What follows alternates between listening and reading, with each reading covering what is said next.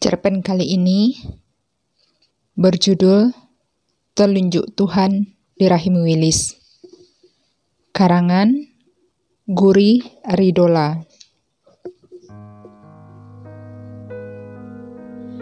Bisa saja telunjuk Tuhan berserakan di mana saja, pada batu yang diam, kayu yang patah, air yang riak.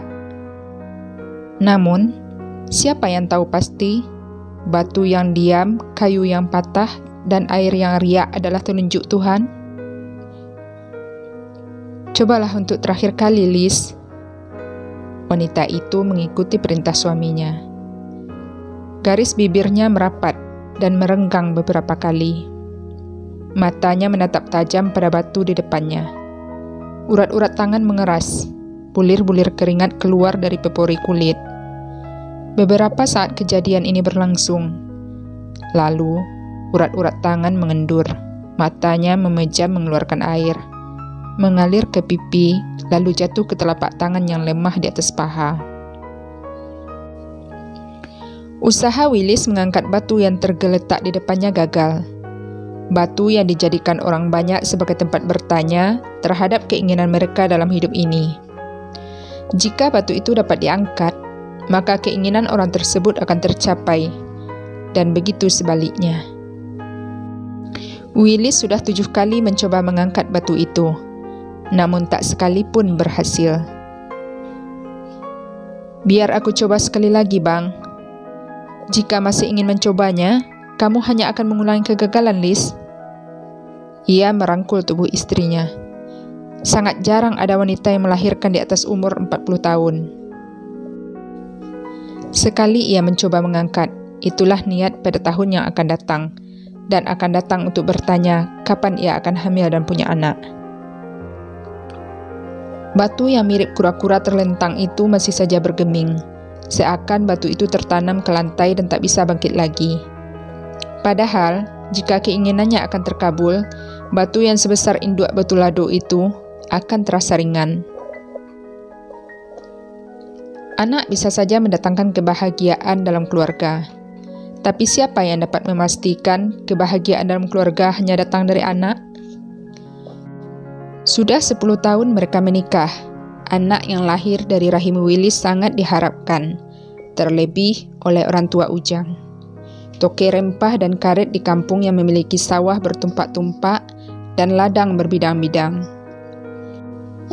Mereka rela mengeluarkan berapapun uang untuk kehamilan menantu satu-satunya. Mereka telah membawa Wilis kepada dokter dan tabib yang berjalan dari mulut ke mulut orang lain.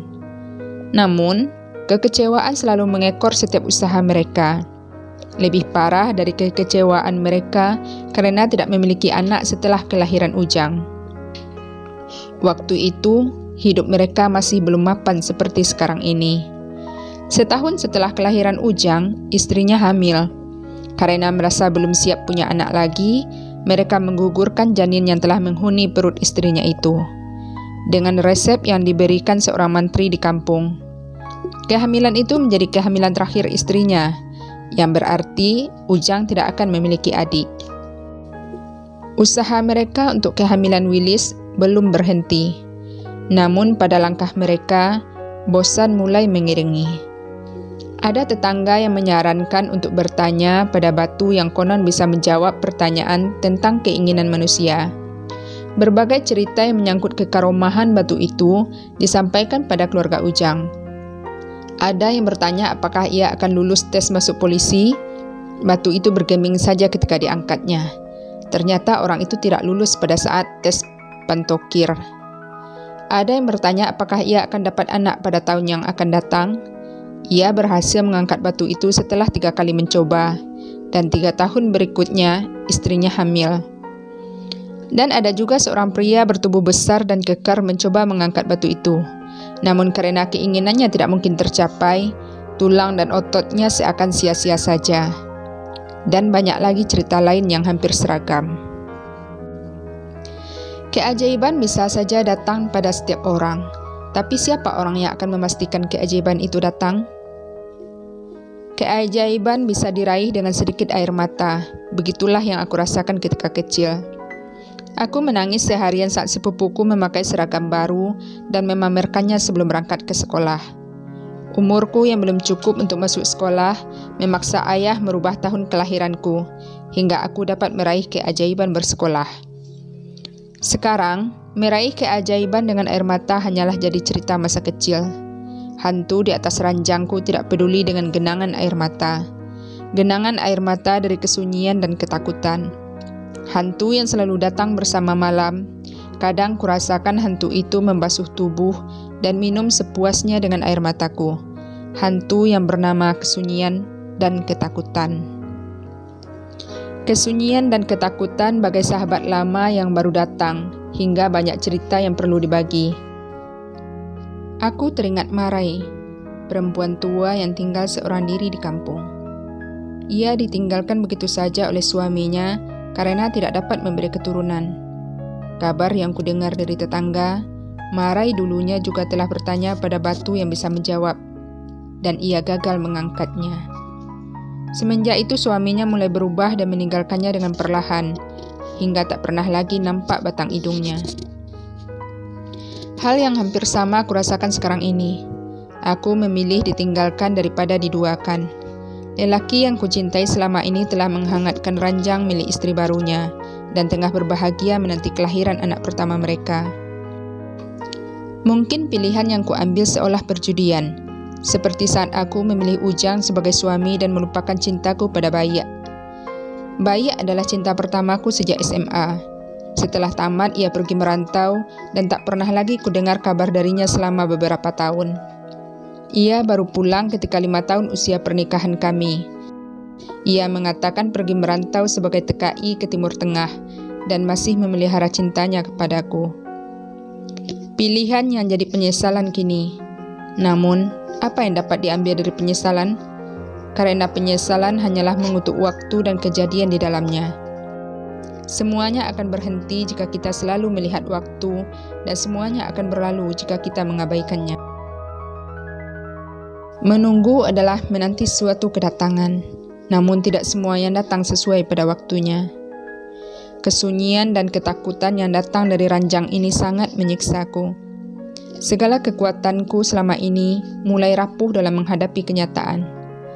Cintaku perlahan mati untuk Ujang, seiring cintaku tumbuh kembali kepada Bayak, walau ia telah menikah dengan perempuan lain. Kata-kata Bayak yang masih memelihara cintanya padaku membuatku sering berkhayal. Saat aku begitu merasa kesunyian dan ketakutan, kadang Bayak datang menemani. Kedatangan yang membantuku keluar dari siksaan yang kualami selama ini. Kesunyian dan ketakutan dari ranjang ini seolah menyerah pada kedatangan Bayak. Coba diperiksa sekali lagi, Liz. Bayak meremas rambut di kepalanya dengan kedua tangan lalu kembali menyulut rokok untuk kali kesekiannya.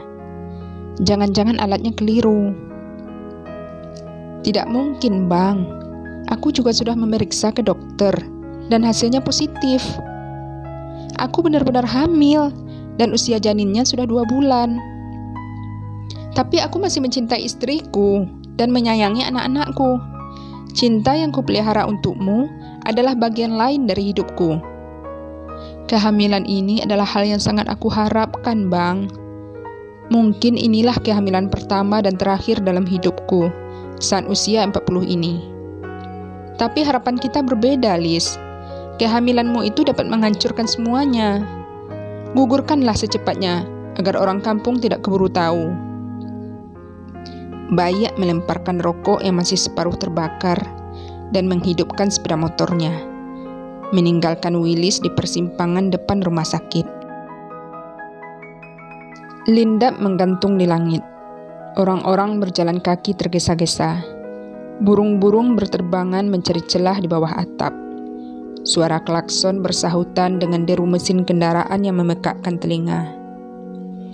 Willis menatap puncak bukit yang mulai disembunyikan gelap. Di balik bukit itu adalah kampungnya, tempat semua kenangan dalam hidupnya bertumbuh dan berkembang. Kenangan yang akan ditinggalkannya atau meninggalkannya.